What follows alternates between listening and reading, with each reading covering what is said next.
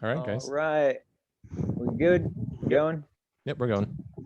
All right. So I kind of feel like the direction we should take at this point for an attempt at avoiding retracing our steps over and over again should be to try and take some of the more abstract, transcendental, metaphysical concepts we've been tossing around and try to reel those in such a way that we can try maybe applying that to maybe not like the specifics of like politics or economics per se, but just kind of like a level above that, right above that, where we're talking about how these ideas might be manifest in well, the real world, really, right? Like, how does this relate to combating climate change or to democracy or what have you? I'm not entirely sure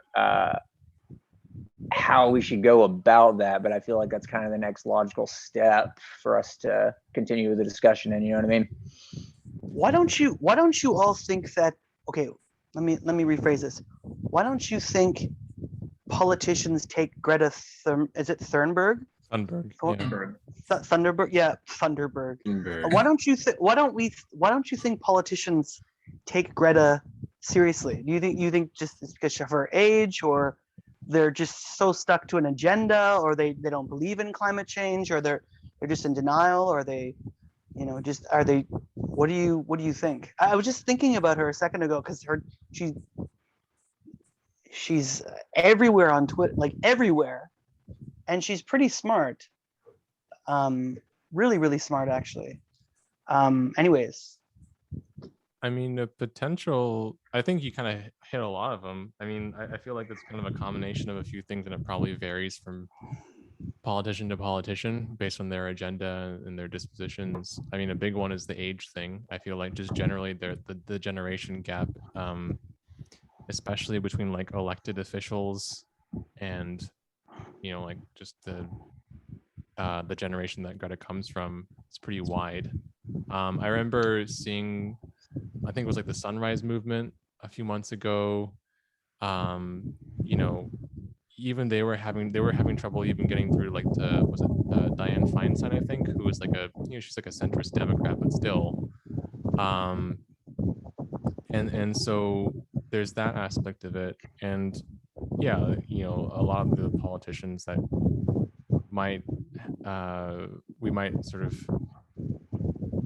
that she's trying to get the attention of would probably be bought and paid for by people that she's directly coming up against with regards to fossil fuel industry and so on. So Two things. Okay, so I think real quick, somebody's you guys. mic. Yeah, exactly. yeah, Somebody's mics. I think it might be your head, your earbud mic thing, Chris. Yeah. All right. Cool. Yeah, it's Okay. what it is. It's the fan in the back. That's the wind that's going across your mic that's making the sound. Cool. Anyway. Yeah. But I think apart from any kind of generational divide or even personal ideological leanings of particular politicians, I think what's kind of going on here at a deeper level is that any kind of politicians who might take her seriously or might even want to take her seriously are cogs in a machine embedded in this what do you want to call it, military industrial capitalist complex, right, late stage blah blah blah consumerism thing. And what are they going to do? I mean, no individual really wields enough power to subvert the system in such a way as to actually bring about meaningful change. And this is the part where I'm going to start to sound really, really pessimistic, but I do feel like this is kind of a thing where it's not just that the politicians aren't listening to the climate scientists or the activists or whatever. It's really just that the entire thing is snowballed in such a way that it's almost out of our hands. I don't want to sound too defeatist about it. I think there are probably things we can do to soften the blow, but at the same time, I'm very, very skeptical of the idea that we're just going to have a big, glorious revolution and tear down capitalism and fix everything. Yeah. Yeah. I think it's a good thing to talk about, because I'm kind of like, as you were talking and as I was sort of like, dwelling on the question a little bit more, and I'll sort of say my little bit and pass stuff to you guys, but like, it's just as much of a question to think about the degree to which like we're doing things or not doing things as a result of like our awareness of, let's say Greta Thunberg, or any like, any of like the NOAA AIDS reports, or like the UN or NASA, or we're all aware of it, but the degree to which we do or don't do things, I feel like, is it proportional to our awareness?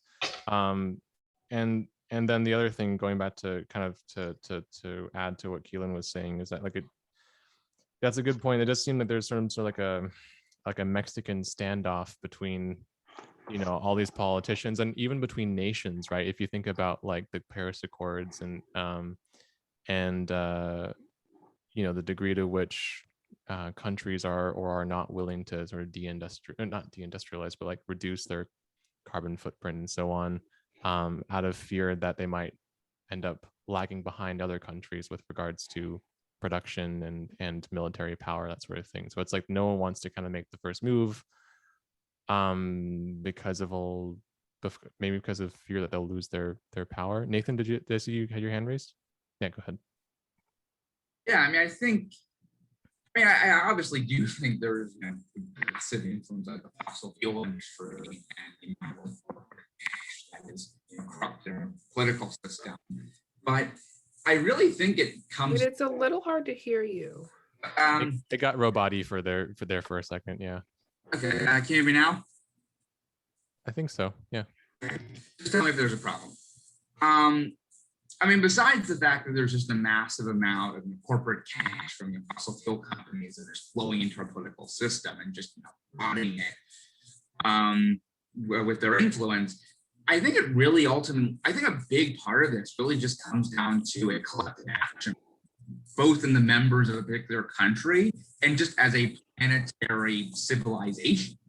I mean, the whole idea that individuals and countries are willing to put aside their own short-term interests for some sort of abstract common good is sort of has been very hard to achieve, if at all. I mean, the only example I can really think of, was in the midst of like the Great Depression or World War II, when there was a very present and real danger, and we were able to get to this point of like total mobilization.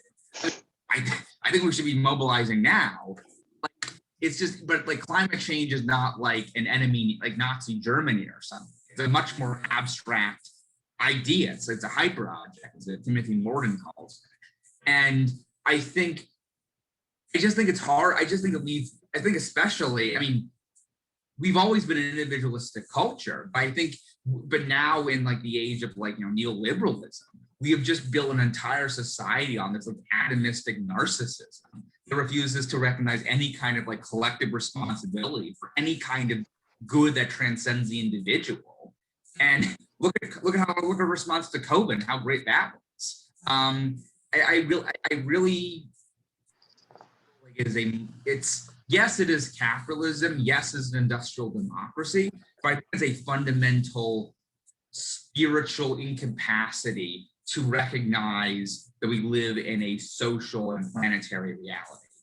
And how we shift our mentality to recognize it, I don't know.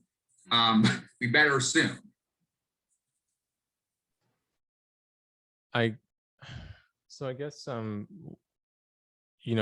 it seems there seems to be this sort of theme of awareness in what you're saying, Nathan, because I was like contrasting World War II with climate in my head, and I think you mentioned it with her. What did you say from Timothy Morton? What was the term? Hyperobject. A hyperobject. Okay, so like there's this sense in which it's kind of like frogs boiling. You know, you kind of just it's we're embedded within a system of maybe slower change. And yeah, we're definitely, if you kind of stop to kind of put the pieces together, you can definitely see the larger trend. And it's not as maybe obvious as Nazi Germany was, but it's, you know, like you said, it's an existential threat as well. And I'm thinking like, you know, is it just a matter of like, you an individual and sort of like being in an individualistic bubble is part of this, but like being sort of so disconnected and closed within like this sort of like what's the thing, like a sort of like an amniotic bubble, separate from the changes that are going on, so that it sort of feels distant and abstract and slow moving, and so it doesn't feel like as much of a threat, and so we don't respond to it in kind, versus if we were to sort of remove the layers of technological distance from the problem. You know, like for example, I don't know if like the degree to which like having an air conditioner keeps us from feeling like the actual changes in climate patterns or that sort of thing, until it's like very obvious. With, you know, Chris had mentioned flooding in Germany, we were talking about the heat wave in the Pacific Northwest. Like we only start noticing it on, you know, when it's like directly impacting on us, and even then it's like this sort of fixation on, well, things will just return to normal because we have the technology to do it. I don't know. Does any of that sort of resonate or make sense with people?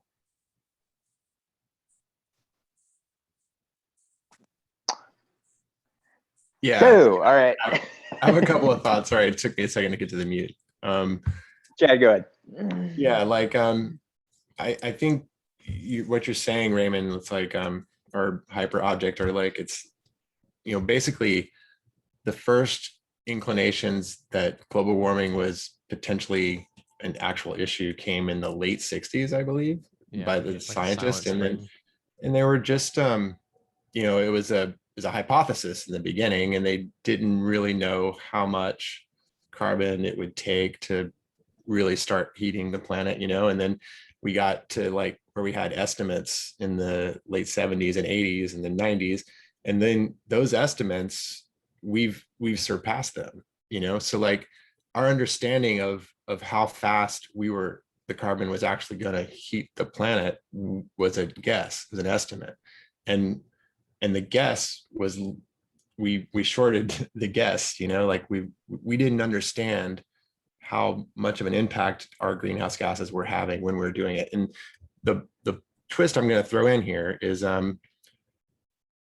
it seems as though there was actually an inevitability to this. Like almost as soon as we were capable of controlling fire and capable of, you know, building cars or whatever it was, like this was a part of what it means to be human.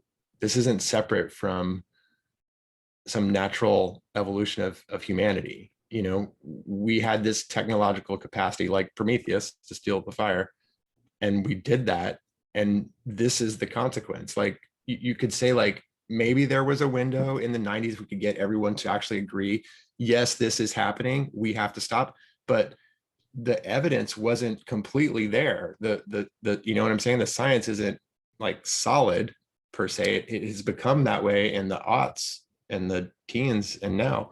But like, it seems as though this is something that is an intrinsic part of what the human species is kind of inevitably supposed to do on planet Earth, is melt the poles and create mass extinction, because we didn't choose to do this. We did this as a part of an intrinsic part of what it is to be human, in my opinion, it seems. And so I feel like it's part of a much larger process that is ultimately an individuation process or something, or like a transformation of who we are in, as understanding what we are in relationship to the planet. Because all of this is based off, you know, it's not just like, it's the technology to do it, create the carbon and put it in the atmosphere. But all that is based on the worldview of mechanistic materialism. It's all based out of, post Nietzsche or whatever, you know what I'm saying? Like post the death of God, like where we're already kind of fucked in our worldview. And then we were able to, extract all this energy from the planet and heat it up. But like, my point was there is that like, it's all based in the worldview of materialism and mechanistic disenchantment. And all of that can be changed. I mean, this is where I keep harping on astrology, because astrology, it demonstrates the good, or like the archetypal realm, or like meaning and purpose that is transcendent. And it demonstrates it in a way that's empirical, like it's grounded in the mathematics of the solar system.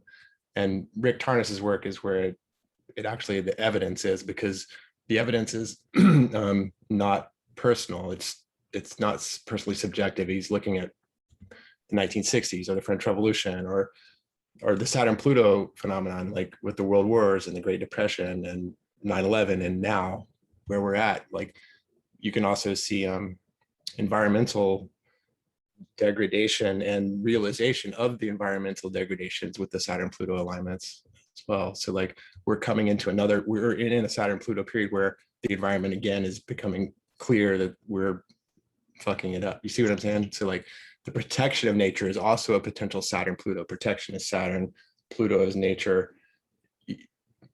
I might be kind of all over the place with those metaphors, but. So I guess maybe to try to understand what you're saying towards the end there, it definitely was cohesive. I just wanted to make sure I understand. Like, essentially, you kind of see like maybe like this nature of like you said, sort of this Promethean nature of trying to harness technology for an end, and like sort of like the grasping of technology, and like like the feeling, the sort of like the potential of power we sort of like took and ran with before we were able to really grapple with the widespread effects. And that's just sort of part of our nature, but that there's this other sort of emergent or potential nature in us as well to like use our awareness and our capacity for understanding and our connection to the rest of the planet to engage in a work of like sort of reclamation or reconciliation. Is that what you're saying? So I definitely agree that the technological capitalist trajectory is one which was kind of baked into the cake of human nature, as it were. I do think that that is kind of a necessary step that we have to go through, and that maybe that this is all part of some kind of bigger picture where you're going to get something like the new sphere, or Beno calls it the super mind or whatever, where you have this kind of integrated, individuated planetary consciousness or something like that, and that's super cool. But my concern is this: even if we as societies at a cultural level begin to shift away from that mechanistic metaphysical paradigm, is that enough to even put the brakes on anything at this stage? It seems to me like every CEO on the planet could be a woke, reading Heidegger and Schelling or whatever, and we'd still be completely fucked, because they're at the behest of the system in as much as we are. And my concern is that, we can sit around and talk theory all day, and everybody can kind of be even on the same, more or less on the same page with that, but there might be an extent to which the global force of capitalism is such that it's just going to kind of run its course and blow itself up. Like, Marx was right, but like in the worst way you could possibly imagine. The contradictions of capitalism are going to result in capitalism imploding on itself but it's going to take us with it, and then we're just left to pick up the pieces. I mean, I'd love for there to be a more optimistic outlook than that, But I don't know if I really see it. there's no, Go there's ahead. actually, I'm sorry, there's no option to pick up the pieces. I'm going to give you an example here, and this was just released actually through NASA. Venus and Earth are identical. The only differences between Earth and Venus is that Venus doesn't have any working tectonic plates, and they don't, and the planet doesn't release its gases. Sorry. Let me Matt's waiting to be let in. let me just say this. They don't have, the planet does not have tectonic plates, and it just has a set of volcanoes. So when Earth's tectonic plates move, it releases gases. So if we mess up the country, if we mess up the world as much as I think we're going to, there is very, very good science that say that we will end up just like Venus, breathing in a absolute sulfur world. Not to sound like an alarmist here, but I mean, like, what I was reading scared me. So, I mean, it's accelerationism of capitalism, et cetera. The whole the stuff is there. This is not an abstraction. It's not metaphysical. You know, temperatures are increasing. We had the hottest day last week in 90 years. Germany's flooding. Europe is a kind of a mess. We have this disease that's going around. There's a real critical threat here. That's all I was going to say. Anyways, Dominique, I was with. I have a question for Chad. So you were talking about how global climate change is part of an individuation process. It's kind of baked into the cake of, I'm stealing Keelan's terms, but baked into the cake of the evolution of humanity. And so my question is, and I would like to hear what everybody has to say also, and I have some thoughts. It's like, where do you think the growing edge of individuation is then? It's like a part of me was quite moved by that perspective, and then a part of me kind of wants to bring it down to earth and kind of find some grounding and kind of feel out how realistic that is. So it's like, where's the positive valence of this occurrence? right. I'm thinking about it when I said individuation, I meant like on a collective level, right? Like humanity individuating. Like, I think Barfield hits on this. I haven't read Barfield, but I think what he's pointing to is like original participation, and then like he sees Christ, or like that movement is like a pivot point, and then moving through modernity and potentially into what he calls final participation. And that would be kind of like what the individuation process would be like on a collective level. It's like we went from like a childhood like orientation or understanding of collective self, like developing an I, developing critical self-reflection and the axial, and then disenchanting in that same sense that like the rite of passage, like the initiate goes out of the tribe, out of the community of being in order to find itself. That's kind of what we've done through modernity, through the scientific revolution. It's like we differentiated from the cosmos, from God and from the gods and goddesses in astrology, and then in order to forge the new initiate, the individual human being, and the capacity to move back into relationship, to individuate in that sense, to recognize our place in the whole as individuals, would be something that the astrological perspective can do. But then getting it back to the environment, it's like it's a little bit more like a perinatal or birth metaphor, whereas like it's the success of the growth of the fetus inside of the womb that triggers the contractions from the womb in order for the fetus to be born. And it's the success of the human species that's triggering the contractions from the environment, from Mother Nature, in order for us to be born into a new human being that is not the modern, alienated, disenchanted, godless, mechanistic individual, but is a a sacred individual, recognizing the divine within that astrology can do, and then that we're not separate, that we're part of the whole. And therefore, astrology, even in that sense, it's ecological. Like it grounds the individual in place and on the planet in time, and it recognizes your home, you know, in the environment, and connects it all through meaning. I don't know if I touched on everything you said, but whatever arose was have what ideas. was perfect. I think Nathan wanted to say something. Yeah, Nathan.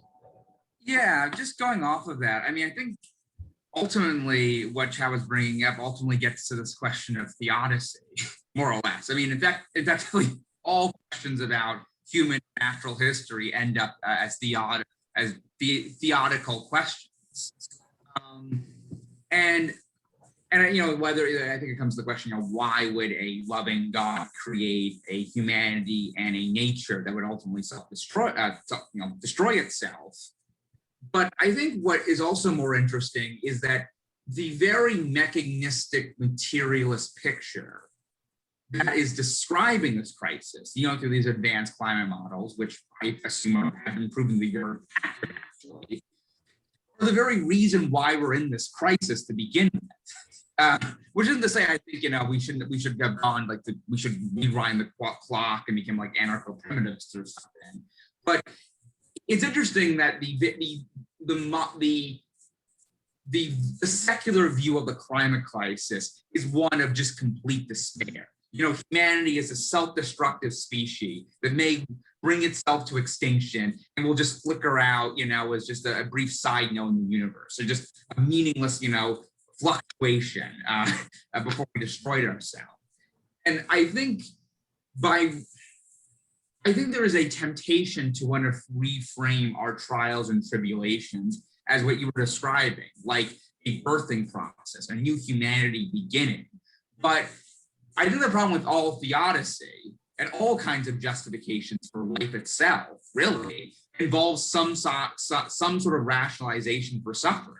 I mean, like, did polar bears have to like be extinct for our own self-development?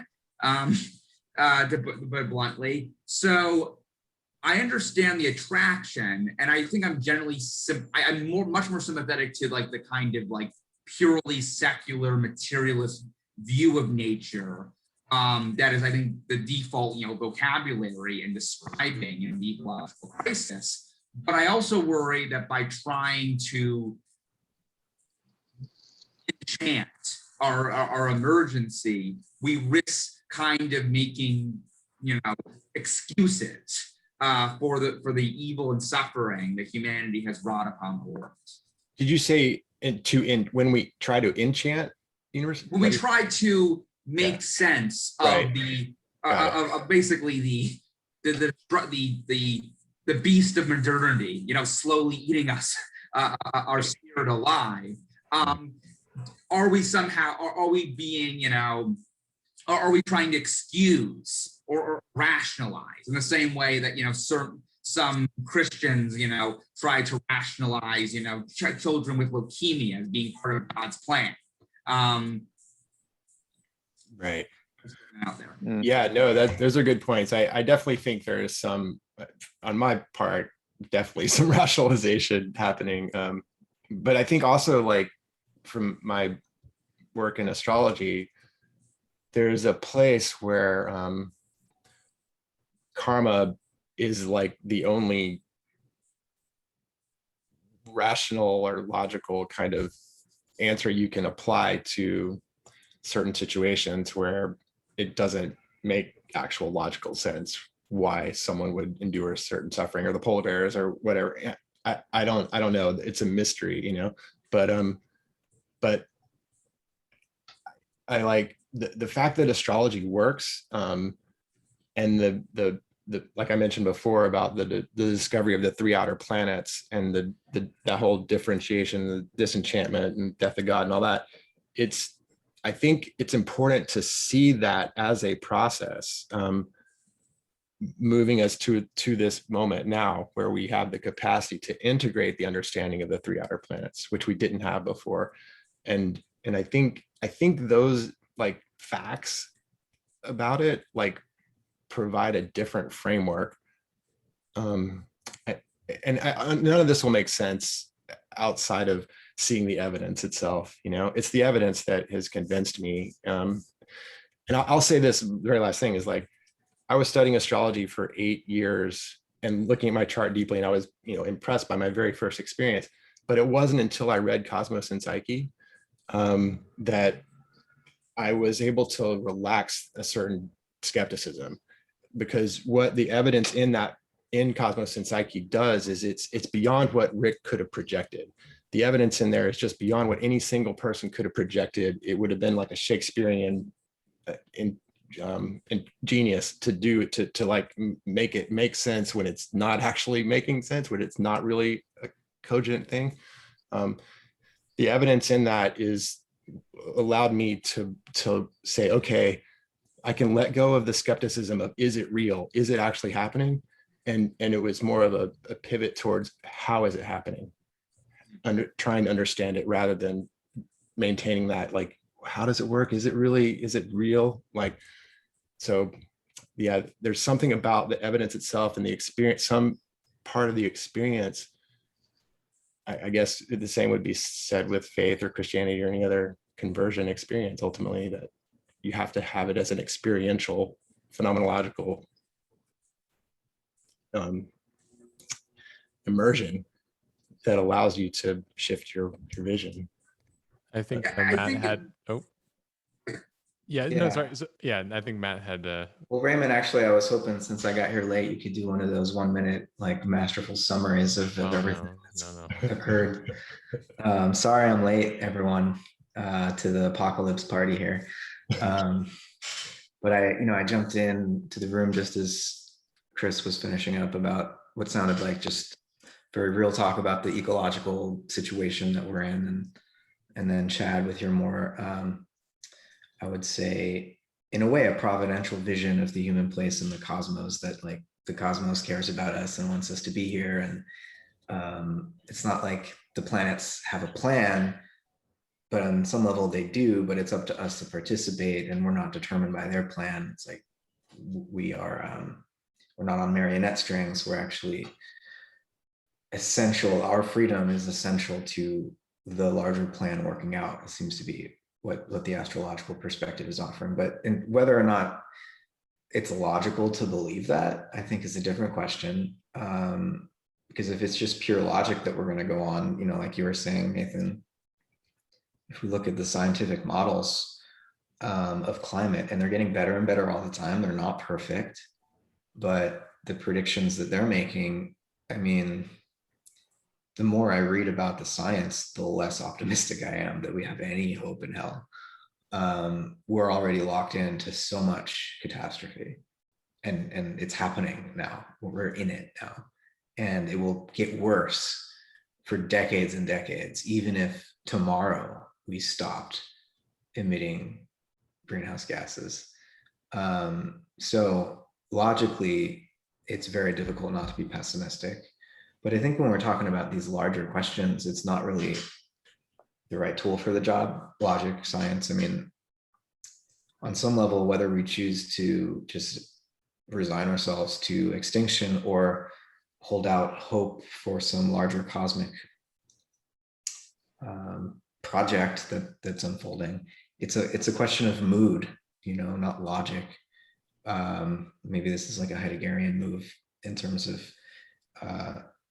mood, and like our emotional baseline being a kind of Attunement. a priori or transcendental. What was that? Attunement. How we're attuned to the world. Yeah. Right. Yeah. And astrology is all about attunement to archetypal rhythms that our very fast consciousness and attention evolved, as we're mammals. Like, just the way that our consciousness works is at a much quicker rhythm than the planets. But by observing the planets, we learned these patterns. We learned how to keep track of time. We learned how to farm. So the planets literally taught us how to think at scales and to participate in time at rhythms that are far more, expansive and ancient. And so to the extent that we can attune ourselves to those ancient archetypal rhythms, not only the ones in the sky, but like the ones in our genes, in our biology, the ones in the earth community around us, there's these very intelligent, it's music, it's rhythm, it's music. We're out of tune, clearly. But like, if God is some kind of conductor, or if this is an orchestral affair of some kind, then I think of Whitehead's God, or I think of Tolkien's God in this way too. If you read the Silmarillion, the creation story, it's a very musical thing. And Tolkien's version of Satan, Melkor, I think, is the fallen angel that starts playing a different tune, really because he's the most talented angel and wants to glorify God, but he gets a little too egotistical about it. But then God, or Iluvatar in Tolkien's cosmology, just basically says to Melkor, like, go for it. I'm just going to find a harmony that includes whatever discord you end up playing. And so in a way, the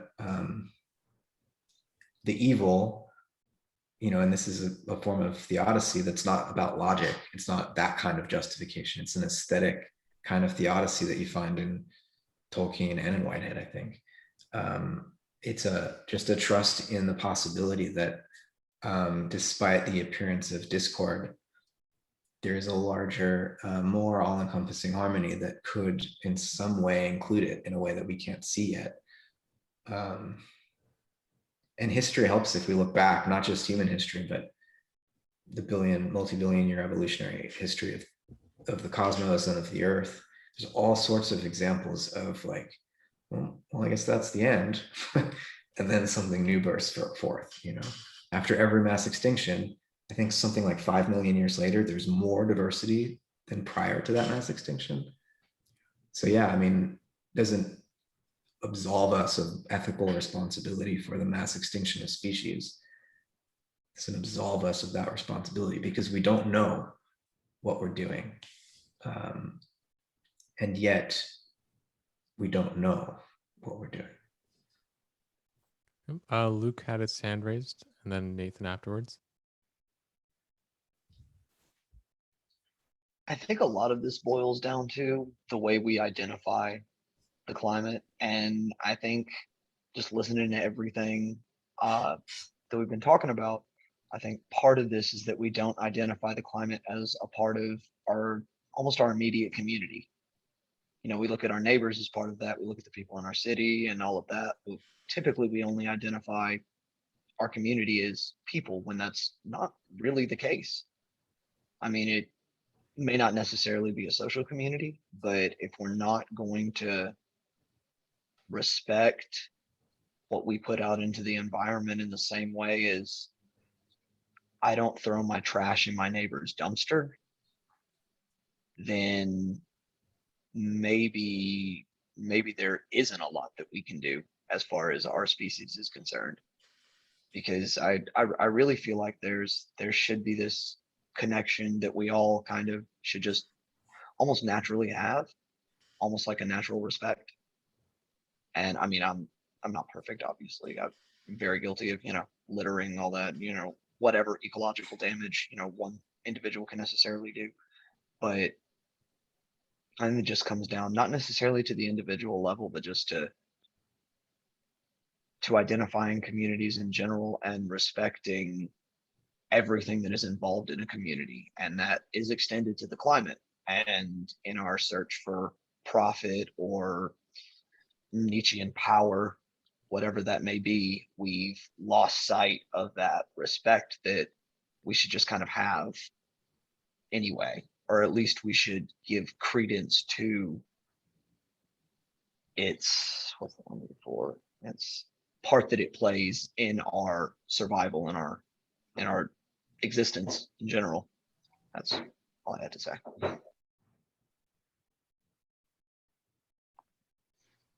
I think Nathan. Nathan? Yeah.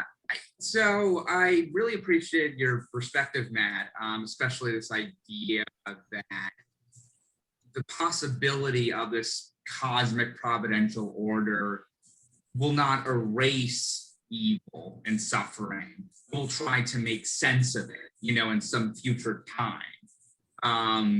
And it's actually kind of interesting because unlike I think a lot of other people, I'm actually much, the famous saying, I think it was Gramatsky, it says, I'm a pessimist because of the intellect. I am an optimist because of the will.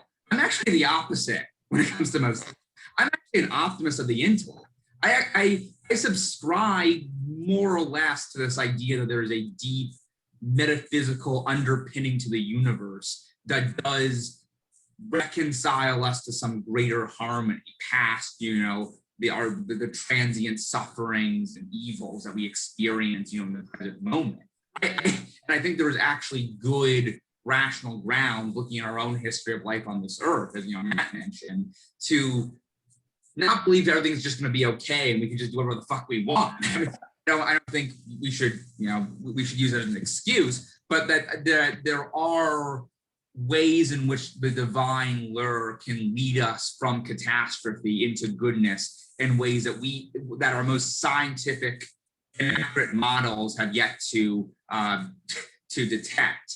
So, and hell, I would even say that I've been listening to like more recent climate scientists, and there's I think a growing consensus that at least with the emission cuts that we're doing right now, that we'll probably avoid the worst case scenario, which is like 4 degrees Celsius, which was like the worst case scenario in a lot of these IPCC reports. But I think the trouble is that even if you avoid the worst case scenario, that's several Holocausts worth of deaths every year. There's no, in some ways, this is like a happy ending, like World War II is a happy ending. Yeah, we beat the Nazis, but 11 million people are dead. I mean, so there's this very strange feeling where I'm actually intellectually, I'm much more reassured about, I don't want to use triumph in the sense that we'll get over it, but but that we'll survive it. But doesn't mean, but the damage will still be done. Evil might destroy itself, but it'll still leave a lot of damage. It'll still leave a pretty massive crater in its wake, even if we survive.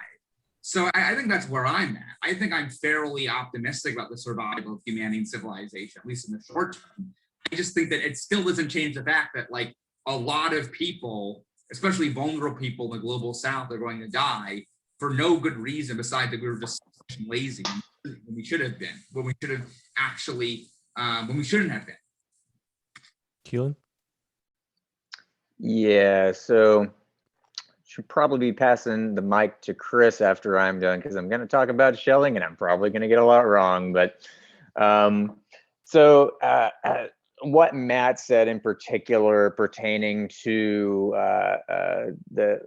specifically what Tolkien gives for his little Theodicy bit in the Silmarillion, I find that really interesting because it definitely resonates, pun intended, with some of my own thinking about the nature of evil and whatnot, ideas that I started tossing around while reading Schelling's Freedom Essay.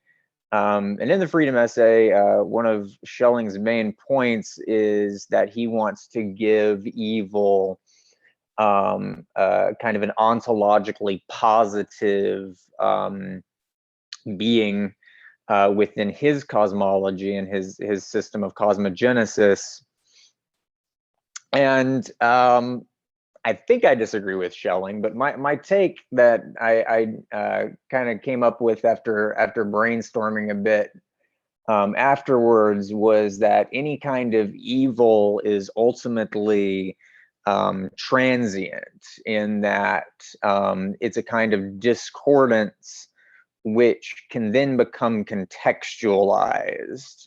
I'm always using these musical metaphors, and if you think about a really dissonant, ugly chord that creates a kind of tension that then can resolve into some new kind of harmony or a key change or what have you. And if you look at evil more generally like that, things like the Holocaust or like the climate apocalypse or whatever the case, it seems like as long as things keep on trucking in some way or another, then no matter how horrific the events happen to be,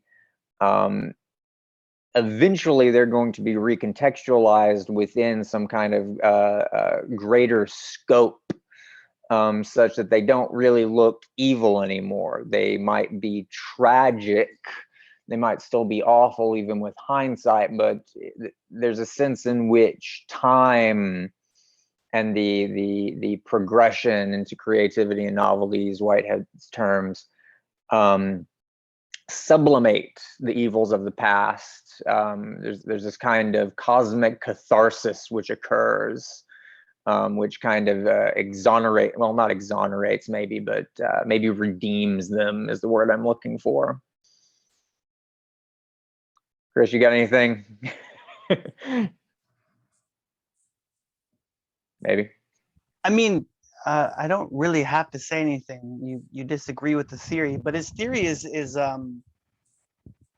it's kind of like good and evil are dual principles that are in the genesis of how nature unfolds. And it's not that negative and positive charges are applied to both good and evil. It's that that good and evil, since they're both principles that are kind of this deep within the ground, they're already there. Something that Chad was kind of saying, like that this Promethean kind of fall was already kind of innately ready for a human being. I liked that. I think that's what he said. If I'm putting words in his mouth, then I apologize. But it's kind of like evil, we tend to moralize what evil is. And Schelling will basically say, just come out and say that evil is an excess of ego. It's an excess of just pure contraction, pure craving, pure desire. Like, look at us, there's 8 of us here. If we didn't have an appreciation for the other, if we didn't want everyone here, all 8 of us, to be individuals, and I just wanted to sit here and hog the mic and talk about Schelling, which I really will do. No, that would be evil. It would be evil because evil because I'm not recognizing A, your individuality, and B, your freedom. But at the same time, you do have the freedom to just be pure craving, pure contraction, pure ego, if you like. He's not saying it's not. It's just the true essence of freedom, as opposed to, Augustine's kind of, it's a privation, it's a lack, or, the Catholic tradition, which is still beautiful in philosophy. So he's giving this each kind of equal charge here that I like. And, there's something funny about this entire history, because in the history of cosmologies and philosophy, like Leibniz's argument for why this is the best of all possible worlds is terrible. And I love Leibniz. He's kind of like, well, look, if the world was just the worst of all possible worlds, we'd hate everything, it'd be terrible. If it was, positive and negative, we'd be stuck in Manichaeanism, and and that doesn't have a specific logical tenet, because negative comes here, positive comes there, or this demon eats this demon, and etc. etc. Anyways, I'm not being very clear on that. But then, like, it's just the perfect balance. I don't really think that that argument's very good either. And then Hume's response to that. So this idea that there's this already within the seed, the germ of creation, there's this dual principle already there. And this is right from the very early Schelling too, right? Like the gravity and light, positive and negative, always this duplicity of forces. That's it. That's all I was going to say. Yes, go on. Just one thing real quick. It is just like my disagreement is not with what Schelling is saying about what he's calling evil. My issue is that he's calling it evil, because I think it, like, in my schema, I just like to call that just egoity, which I know I have a very particular way of using that term, but I agree with what he's saying. There's this contracted force, and that is essentially that which allows individual beings to become as distinct, differentiated from their environment with their own kind of personal continuity. But when that gets out of hand, then that's when you have this kind of discordance within the social ecological harmony of things, right? But you know, like, Schelling's not saying anything different than Plato. Like, this is the ring of Gyges. Like, this idea of pure ego is just like putting on the ring of Gyges, turning invisible. And Socrates says, what would you do with that? Would you go and save people? Would you go do this and that? No, he says, no, I'd go and, take this person, take that. That's the kind of thing what Schelling is trying to get at anyways. But I've talked way too much about Schelling. Here's my evilness here. The way I see it, there's a quote from Spaceballs. This is why evil always wins, because good is dumb. But I actually think it's from Schelling to Spaceballs. I love it. This is Schelling great. to Spaceballs. No, but kind of my way of seeing it is good survives because evil is self-destructive. Like, to bring it back to probably the most famous adaptation, The Ring of Gyges, The Lord of the Rings, at the climax, Frodo eventually, they're at the Mount Doom, he's about to throw it in, but he succumbs to temptation, and Frodo puts on the ring, and, Sauron knows where they are, and then Gollum, who's been following them, and once the ring bites Frodo's ring off, and he's dancing, victorious, gloating that he has the ring. And he slips and falls over into Mount Doom and dies. And it's through his own just narcissism and greed that the ring, can't create anything. It can possess and dominate, but that very act of possession and domination destroys itself. So, but from that, even though evil destroys itself, it can still do a lot of harm. So I think I generally accept the sort of theodical picture that I don't want to call it like Tolkien's theodicy, of this idea of God as the conductor trying to reconcile these discordant notes into a greater harmony, and not try to minimize the suffering and evil that has taken place. But it's still the bad still happened. It might have destroyed itself, but the scars are still there. And I think in the coming decades, we're going to suffer plenty of traumas collectively as a species. And even if we heal from them or move through them, they're still going to linger. And I think we'll have to figure out how do we move on? How do we keep on going forward?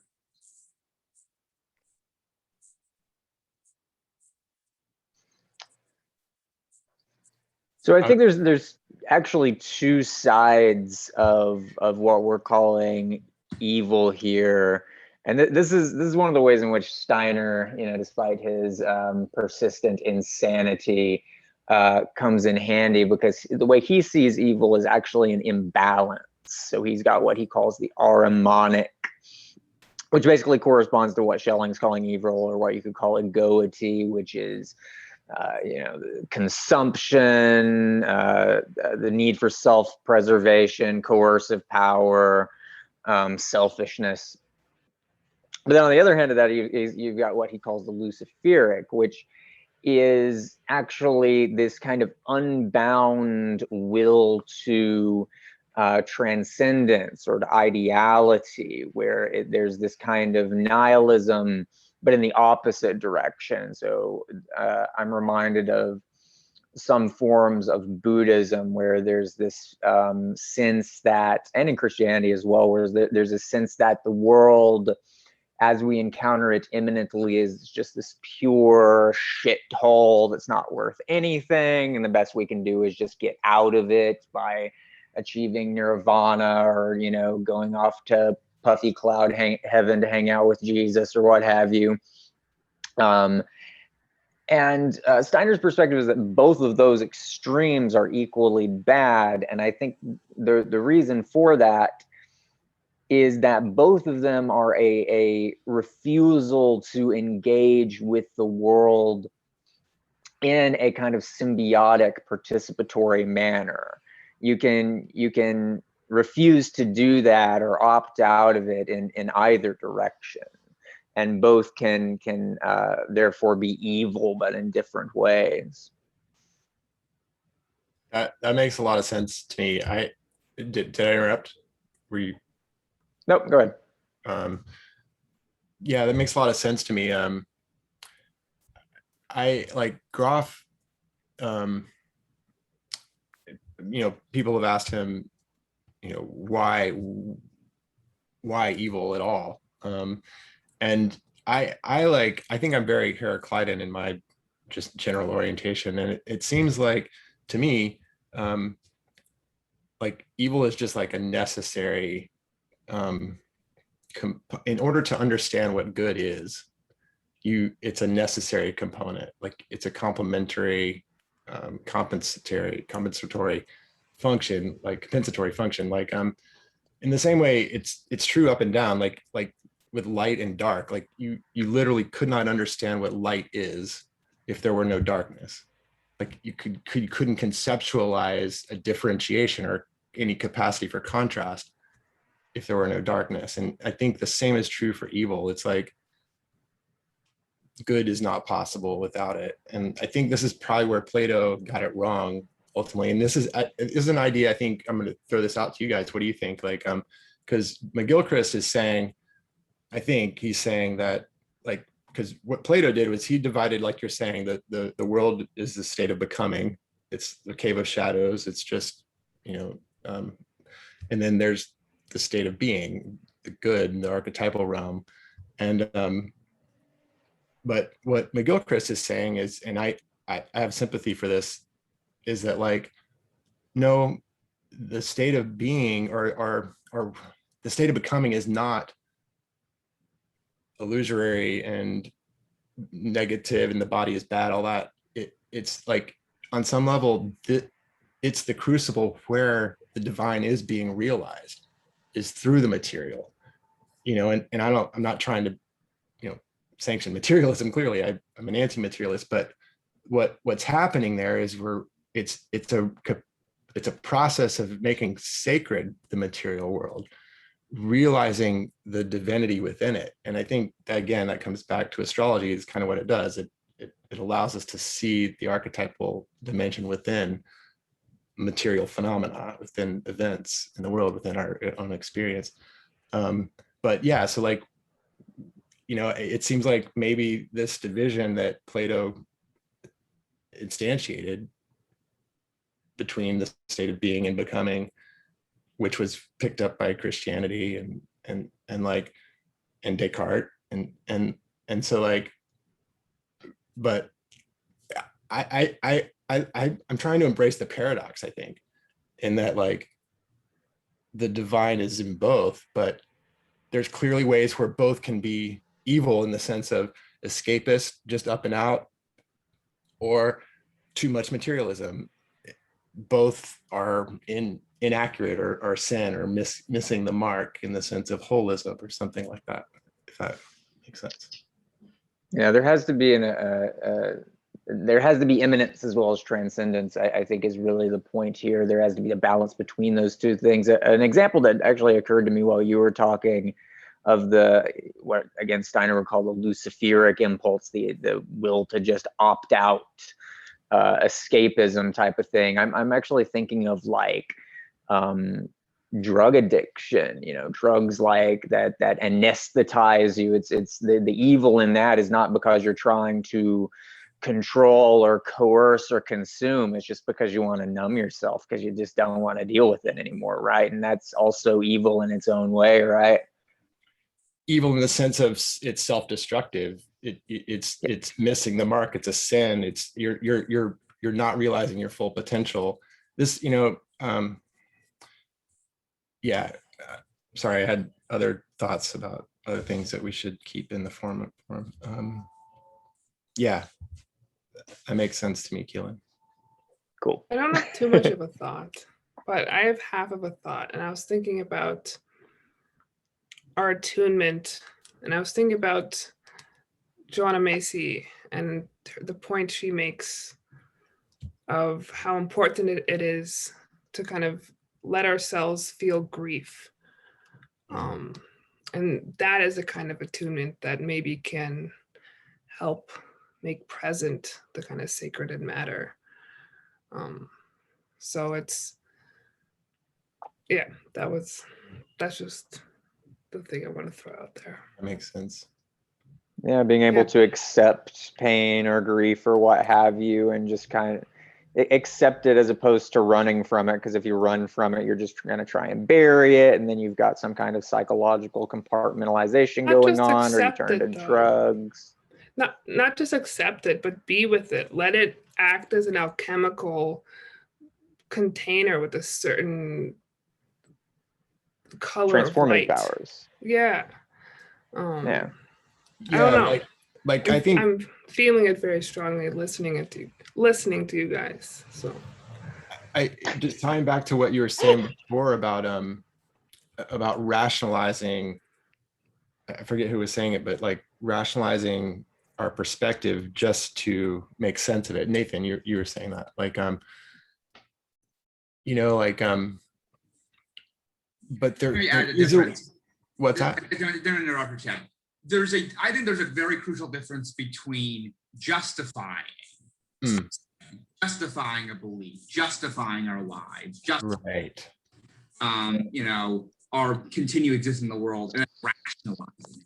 Rationalizing is the compartmentalization. It's not being honest with our attunements, with our inner and outer attunements. That's what I'm opposed to. And while I do think having a providential metaphysics might bring us some consolation and sense of purpose amidst our suffering, it can also be used as a source for rationalization, which is not good and not good for our people. I just think we need to have a balance between idealism and realism and materialism and rationalism, because like I was thinking about like the first single-celled organism today that split, divided, and these single-celled organisms probably came from frozen ice pellets from space and landed in our toxic Earth at the time and then filled. But as they divided and they released all these gases, literally, they kind of helped form the atmosphere. I'm not even joking. This is not pseudoscience. This is what we really think. And I just think about how far this has come out, how far this is unfolded from single-celled organisms to dividing to then procreation. Matt just made a funny comment. I definitely want to use the word Urschleim right now, but I'm not going to. But yes, like we've been talking a lot about the spiritual. We've been talking, and this is great, and I love it. But I want to like bring it back to matter, bring it back to earth, bring it back to what's going on. And all of these metamorphoses, like, it's so funny. You can read the Metamorphoses by Ovid, but the greatest metamorphoses that are happening in the world are in nature. Like, just the fact that a seed turns into a plant, that a tree, takes in carbon dioxide and sips it in and then sends it back out as oxygen. Just little things like that. The cross pollination between a wasp and a flower, or how the fact that mushrooms can grow out of the ground, how there's this a fecundity to the earth. Anyways, I'm sorry, I'm being very kind of cliche romantic here. Sorry. I love what you said, Chris. I don't think anyone else was waiting, right? I just wanted to add that each one of us recapitulates that whole process ontogenetically. Like we each begin as a cell, a single cell. And yeah, it's a little more complicated than the first cell that emerged. It's got couple more gizmos in its membrane and some organelles and stuff. It's kind of souped up, but it's a single cell, and it differentiates into what we are.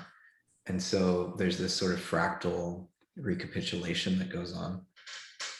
But this is a big question that I have, and that, you know, I'm working with Bruce Damer, the astrobiologist, with working with him on this question of the origins of life. And, you know, you were describing this panspermia theory, and whether or not the cells themselves came to the earth already formed, it's clear that amino acids and other organic compounds were just raining down on the early earth, and that the chemical ingredients, the biochemical ingredients necessary for cells to emerge, took shape in space. You know, that's how much this universe is dying to come to life. It's like, it's actually preparing before there's even an earth suitable. There's organic molecules being cooked up.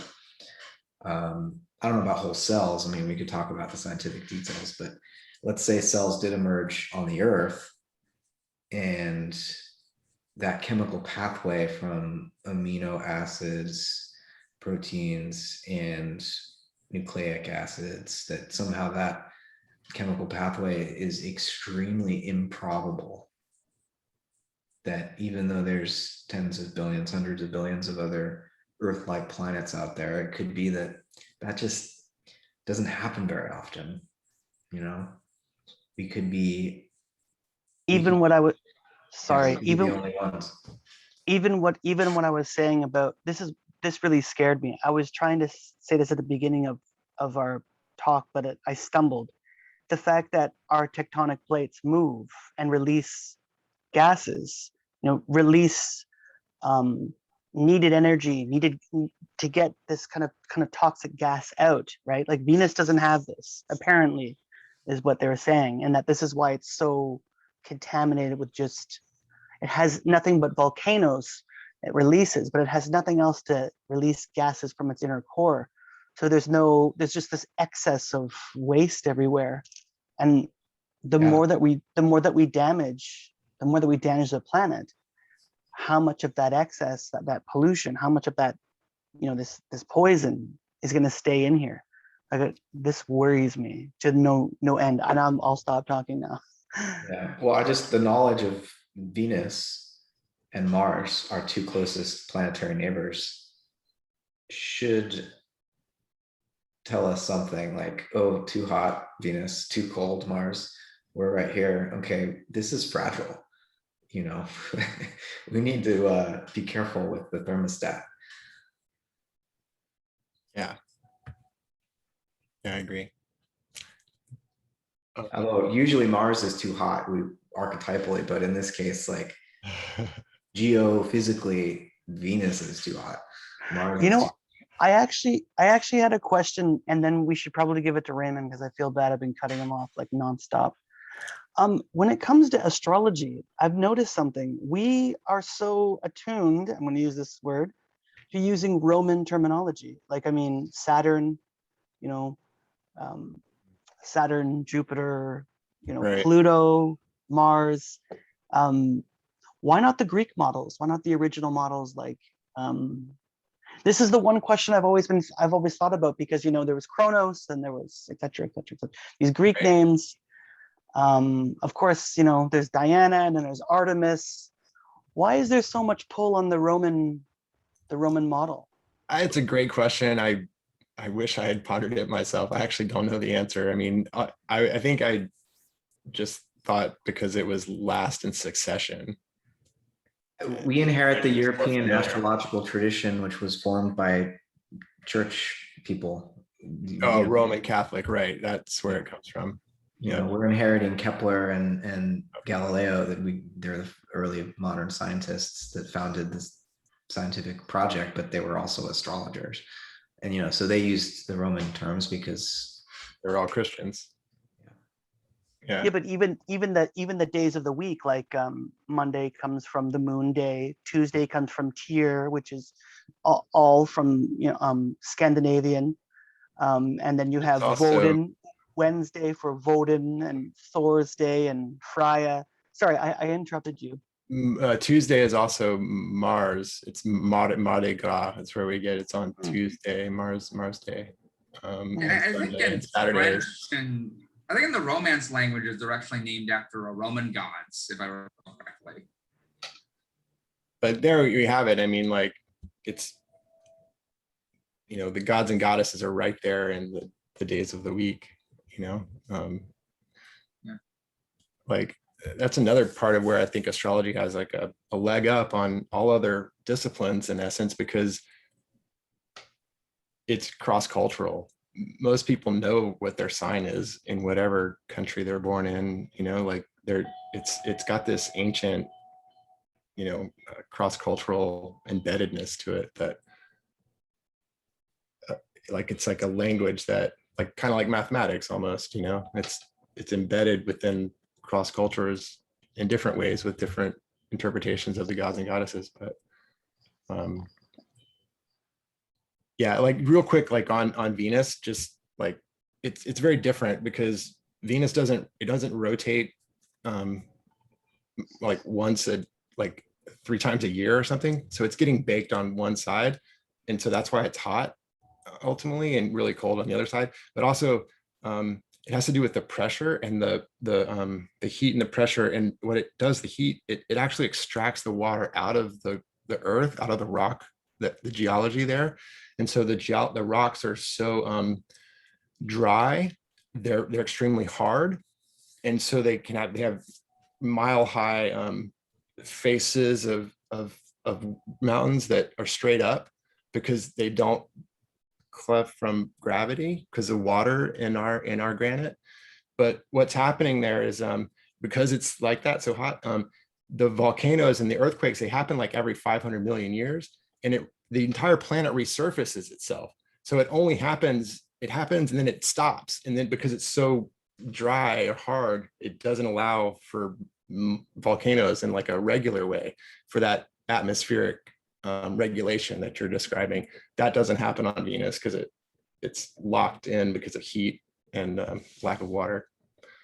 But it's very different. And like we can, you know, as an organism of the planet, like I think, you know, we were doing mass extinction from the very beginning. As soon as we migrated to Australia 40,000 years ago, we drove species to extinction immediately without even trying, just because of the way we hunt. So like, this is like, because we are such a good predator, this was an inevitable part of who we are. That's where I was going back with the climate thing. It's like, there's something intrinsic about what we're doing that's a part of a function of the earth as we are an organ of the earth. And, you know, yes, maybe there was this place in the late 60s or the 70s and 80s where we could have said, let's stop burning the fossil fuels, but that would have required all of us to recognize the actual evidence and be able to prove it, which we couldn't, we were guessing, and then convince everyone to do it. And it just doesn't, I just don't see where that could have been a possibility where we actually would have agreed and stopped it from happening. It's like, it's just who we are as a function as humans to do what we're doing. And then hopefully, like, this goes right back to the original myth of Prometheus, because like Zeus didn't believe that we were worthy of consciousness. And Prometheus stole it and gave it to humanity because he did. And that's our dilemma. Are we worthy of the capacity of self-reflective awareness that we have? Are we worthy of having that? And if we are, we'll broach a sustainable relationship and survive, or we won't. And we won't be worthy of. It's the optimism of the intellect, pessimism of the will. You all are just way too Schopenhauerian for me, man. Way too Schopenhauerian. The will to nothingness. Or the will to the new possibility. Like I just feel like this is a short period in history. It seems all consuming in the end and all that and apocalyptic, but like it's only 300 or 400 years that we've done this materialist, individualist project, and with such a, you know, hubris and technologically effectual way. Yeah, and it's only like 1/30th. If you say Homo sapiens are 300,000 years old, it's only 1/30th of our existence that we even had agriculture. I mean, you know, Right. it's novelty nested within novelty when you talk about like modernity. So in some ways, like it's whatever it's climaxing right now, it could be really big. Like the Anthropocene could be like an era, like the Cenozoic era. Or rather, it could be like an epoch, which would be the Holocene. So that's just since the last ice age ended. Or it could be an era like the Cenozoic, which is 65 million years versus like 10 to 12,000 years. Right. Epoch. So is it an epoch or an era? Depends on how long we survive, I guess. But Yeah. we don't know yet, you know. Something else to take into consideration, even though it seems like these things have only been happening on this microscopic time frame. I'm reminded nevertheless of McKenna's conjecture that time's speeding up or accelerating, that history is happening faster because it's accelerating towards some ultimate, what does he call it, omega point or whatever, some kind of like Transcendental final object at the end of threshold. time. Yeah, transcendental object at the end of time. And maybe that's the climate apocalypse. I don't know if that's going to completely sterilize the planet or not. It might, but it seems like that no matter what, the humanity that's going to pull itself back out of the dirt after that is going to be very different than the humanity that set those processes in motion, right? It just seems like Hope so. Human development path. It almost seems like neoliberal shock doctrine, but for the entire planet. Well, when you put it that way. we have so many people that are talented with studying psychoanalysis, and Jung and Lacan and everybody else. And I'm like looking right at Dominique here. Like, what do you think unconsciously goes through these big, CEOs or whoever, politicians who are being, who I can hear Nathan screaming in the background saying neoliberal, he needs to have a button with his voice saying neoliberal. Sorry, just joking. Like, what do you think goes through the unconscious here as they're, sorry, not trying to be an ass here. What do you think goes through the unconscious as they're doing these, they're doing these actions? Like how can we even think about this? Anyways. Actually, maybe that could be, I maybe we can sort of cap it there in terms of we've gone from talking about the general sort of crisis and some varying worldviews in terms of how to capture it, but in terms of being able to then, I don't know if psychoanalyze is the right word, but to understand the other that we would need to reconcile and work with, which I think we had brought up a couple episodes ago, as a matter of fact. That might be the start of a separate conversation. It is about that time. Is that okay with everyone? Sounds good to me. I Sure. got a house to put together here, but I'm glad that I was able to make it for at least half of this. Good talk, fam. Yeah. For sure. Yeah, I really fought for everyone to be here. We are the eight. The eight. We're like 8 monads that are, circling. We're like 8 planets, that's circling around the FOW. Anyway. Monads. Don't you curse my name. The Wu-Tang of The philosophy, y'all. I think The the Wu-Tang- Octodod. That's right. Yeah. The Wu-Tang of philosophy. I love it. All right, Love guys. it. Who loves it? All right, there you go. I'll see you on the Discord. Yep. Who's Yeah, the take host? care, everyone. They need to stop